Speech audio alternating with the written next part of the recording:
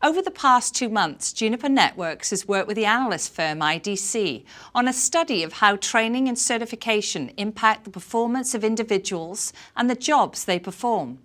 It's in this capacity that I'm joined today by Andersen, Vice President of Research at IDC, to discuss the study and its findings.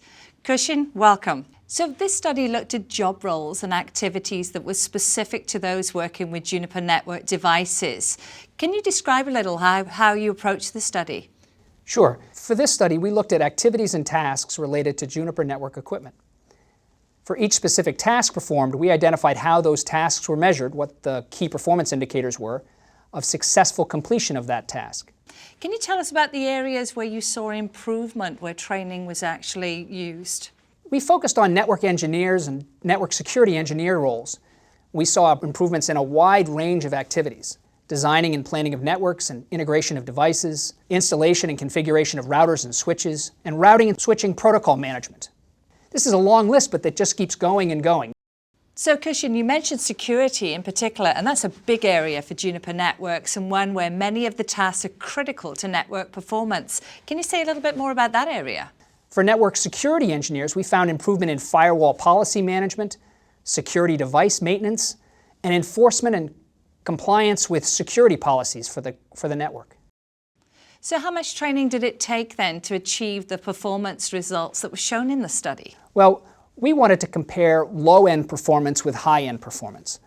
So what we reported was how much training it takes to get into the top half of performance. With that as the benchmark, we found that between 5 and 7 days of training was necessary to get performance into the top half of the performance range. The study also gave us insight into why individuals choose to become certified. Tell us a little bit about what you found in this area. The data showed us that far above all other reasons, individuals are getting certified to increase their skills and gain knowledge, or for career development purposes. Desire to learn more about Juniper Networks and personal challenges and pride were the other compelling reasons. It's interesting, but an increase in salary was often well down the list.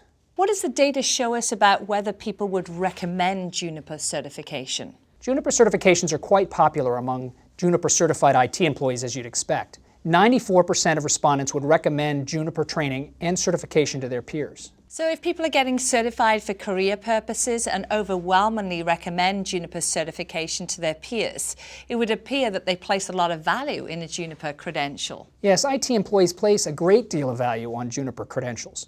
We found that for networking professionals, compared with a wide range of other certifications, Juniper and Cisco certifications were considered the most valued. Can you tell me, how does having a Juniper certification credential impact an individual's employment prospects? It certainly comes up a lot in interviews. We found that 75% of IT managers who work with Juniper gear ask about Juniper network certifications. That can only be good for Juniper certified professionals. These results have been enlightening. So for those interested, we posted the IDC white paper that outlines these findings on juniper.net on the education homepage. And once again, thank you very much for taking the time to share these insights with us. Welcome.